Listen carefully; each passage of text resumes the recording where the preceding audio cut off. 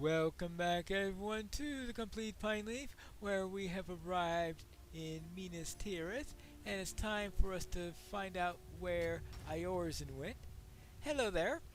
You were looking for Easterlings. Aye, King Elessar has called for the Easterlings to be given places to stay in Gondor, and the kingdom will follow his command. But he cannot bid every man or woman in Gondor to open their hearts to these newcomers, and were he to try, he would likely face his first failure as a king.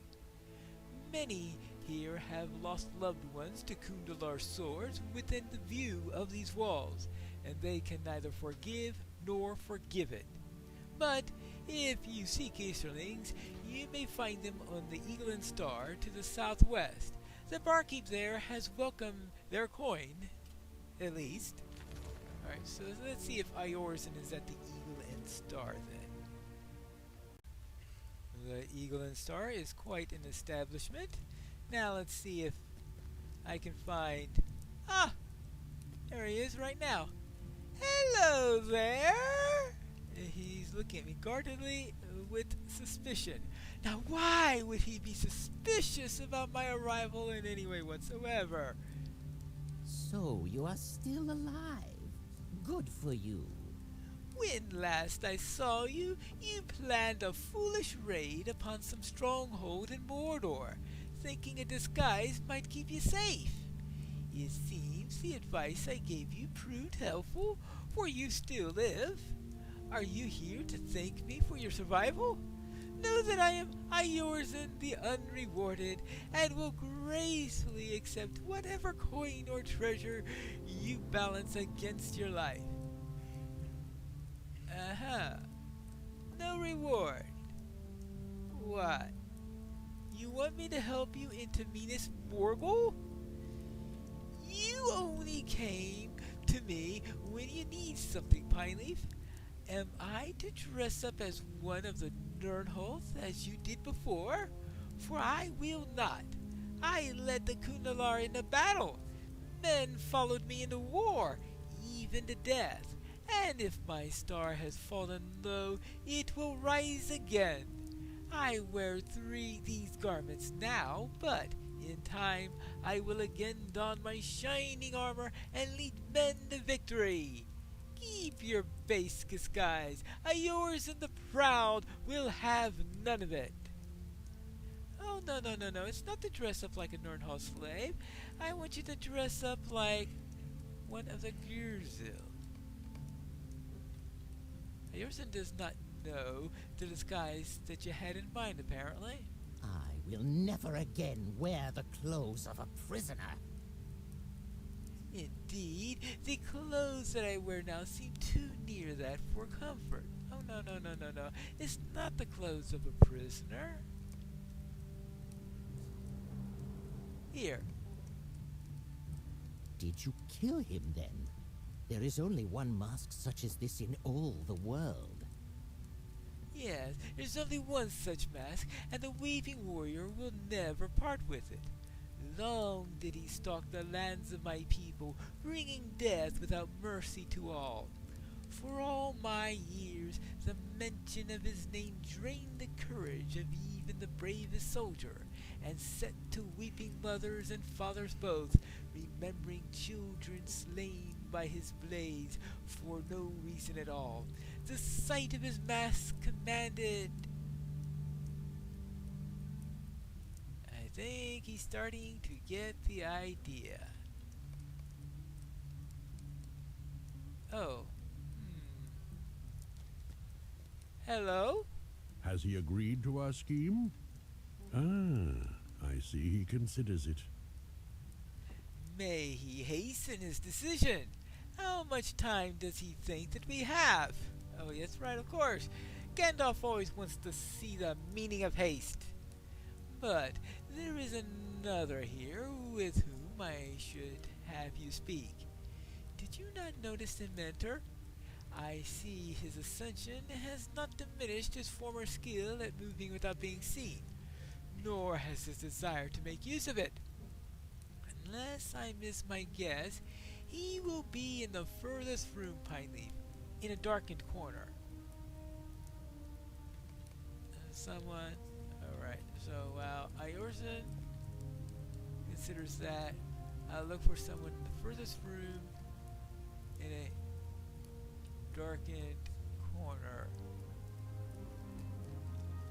Of course, we were always talking about the kitchens. Oh, maybe I just have to. Yeah, of course. I saw him. I just had to get closer. Hello. Old habits do not always vanish easily.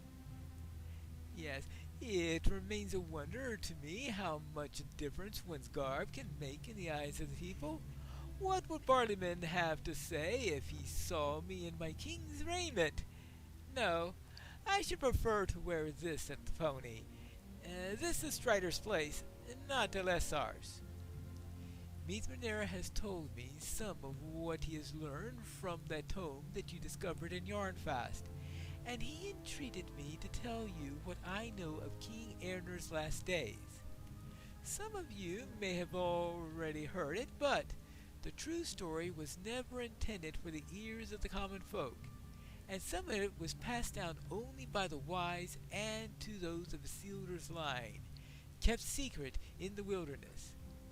I would tell you what I know of it, if that is your wish. Alright? So, let's hear about what Erner was up to in his last days. This story begins during the reign of King Earnil II, who was troubled by the loss of Minas Ithil to the forces of the Witch King. You have heard the story of Egelmot's onslaught against the forces of Mordor that came to seize Minas Ithil.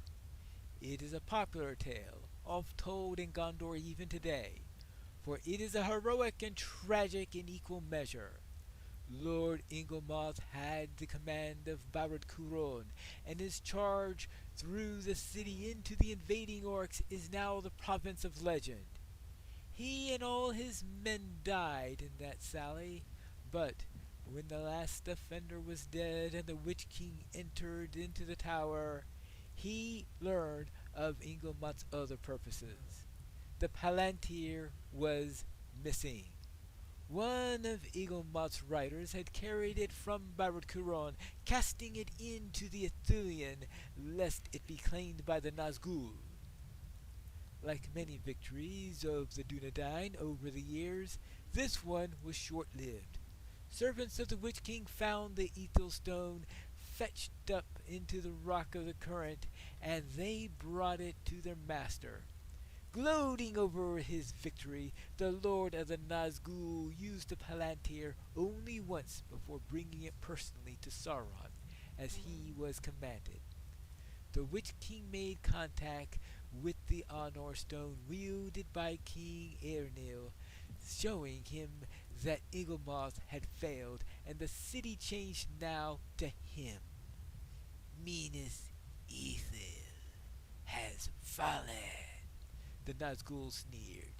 You look now upon Minas Morgul.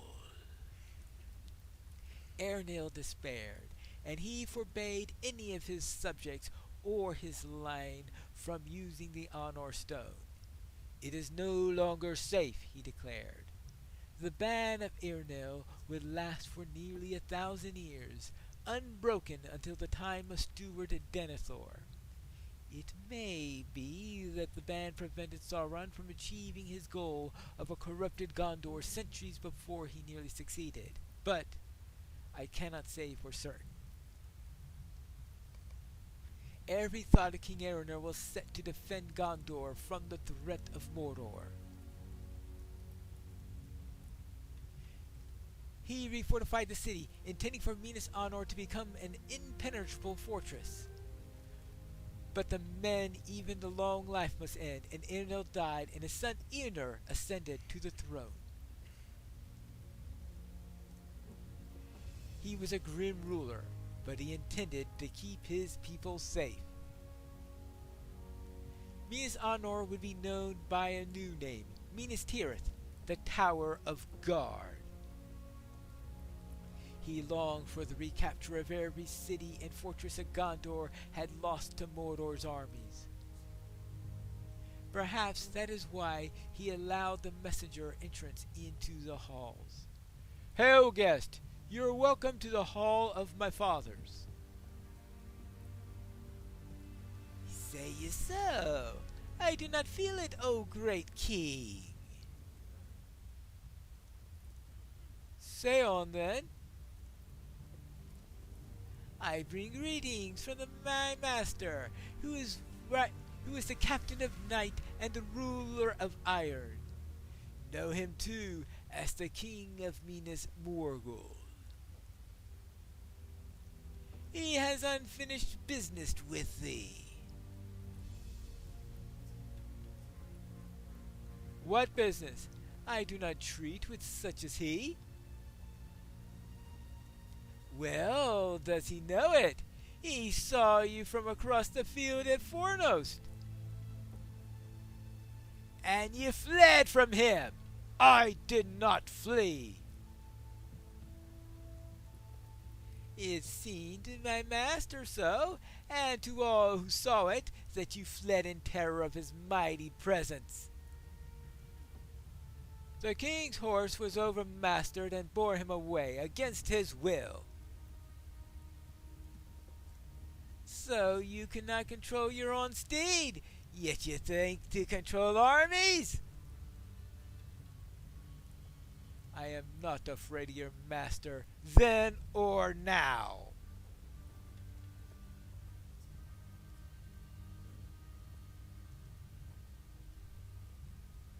"What is this message that you bring? Deliver it, and then be gone." "It is this. My master bids you return to his domain. Alone. There he will do battle with you, sword to sword, with no one else to interfere." "And what stakes does he offer?" "Should you triumph, he will quit the Vale of Morgul and the city that lies within. And otherwise, I will not give him any of my realm, if that's his hope." "Any? He's already taken some of your realm." "You mean any more of it, surely." "But why should he wish for what at which he could take at will?" "No, great king. He wishes only for thee."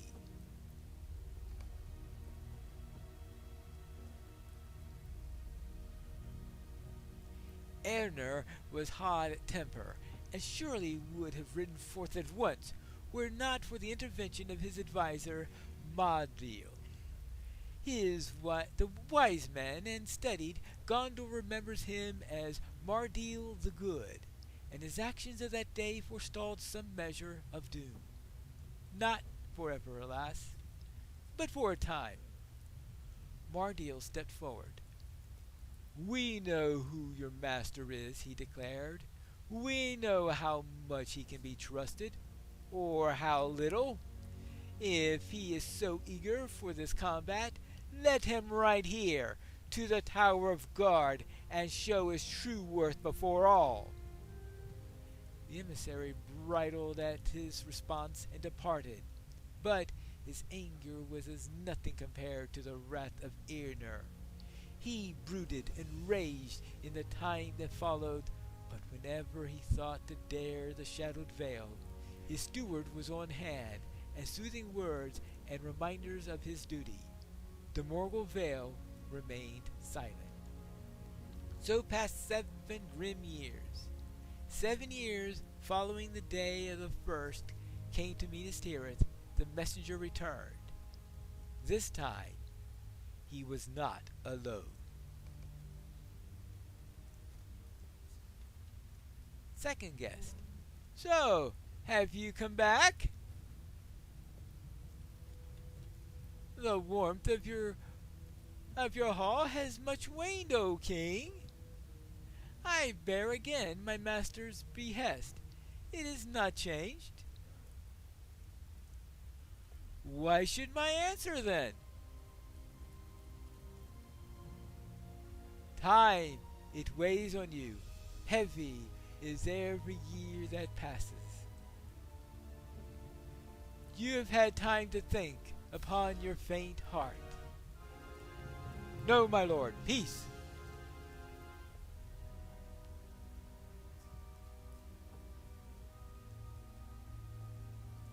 Peace, you say? I remember you from our last meeting, Word Weaver. My master has spared a thought for you, too. For you, I have a gift.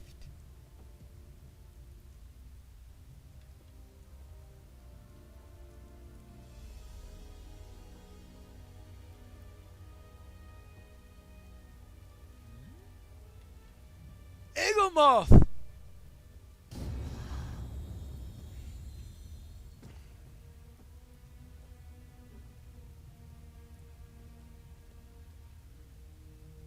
It was a corpse long dead. Its eyes glinted with profane malice, its flesh decayed. But Mardil and Eaglemoth were both of the house of Huron, and were cousins. In grief and disgust, Mardil turned away, and he gave the messenger what he sought. His silence. This foulness will not stand! Run back to your master!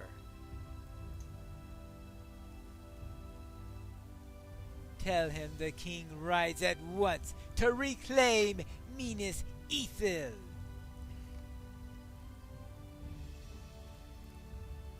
Well, that's not going to go well for him. Before his blood had cooled, Ernil and a company of his bravest knights rode from Minas Tirith for the last time. They entered the Morgul Vale and were never seen again. The common belief in the years that followed was that the Witch King treacherously trapped the king and his knights in Minas Morgul, and they perished there in torment. No proper claimant to the throne had been found, and the line of the kings was ended. Mardil did not don the crown himself.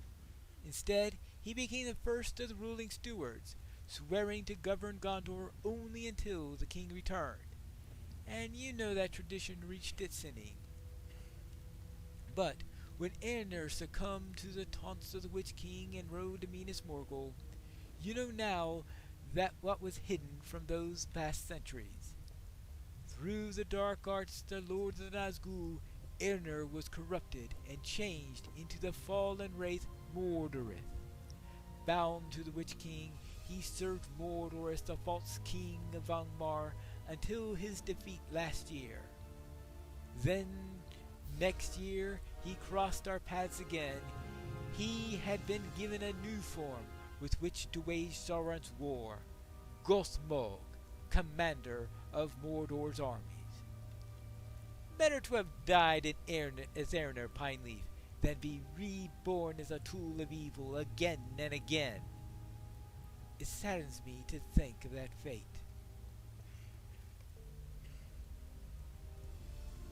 My tale is at its end, Pineleaf, but the wraith that was once Eärnur troubles Gondor still. I suppose a little bit of prep work before I go and face Gothmog, Mordorith, Eärnur, what he's going to call himself. That is the tale, as it is known to the wise and to those of Isildur's line. But I would have you remember this, Pineleaf. Whatever Eärnur may have been, that man is no more. Do not let the knowledge of who he once was stay the punishment that is due. He is now wholly evil, and all of Middle-earth has suffered at his hands and those of his masters. Mithrandir has told me of his plan, and I will not speak against it, but remain alert. I urge you to remain alert, Pineleaf, for many centuries have passed since the Tower of the Crescent Moon had fallen into the grasp of evil. Even Mithrandir cannot say what you might find within. Gothmog alone would be a threat enough, but while Sauron held our attention, Gothmog had time enough to ransack Minas Morgul for its secrets. He may have prepared some defense or trap that we could not anticipate. I will give you one further warning. If the Kundalar Eorzan does agree to help you with this, remain alert for any sign of treachery. I believe that he will aid you for as long as his interests align with yours. See that they do, and he may be worthy of trust. But if that becomes otherwise, good fortune to you, Pineleaf. I think that you will need it. Wonderful. Simply, simply wonderful.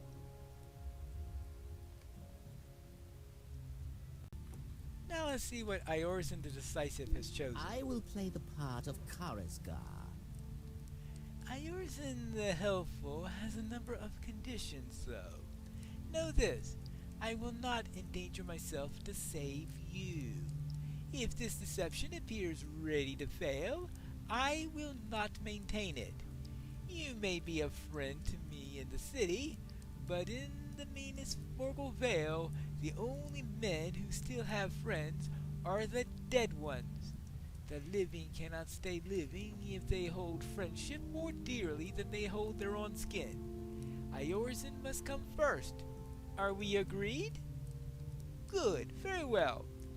I did not escape the end of the war and the dungeons of the Dark Lord to die in the Morgul Vale. If that is understood, then I will help you. Where do we need to go? Where do we need to go? We are going to find that out in the next episode of The Complete Pineleaf.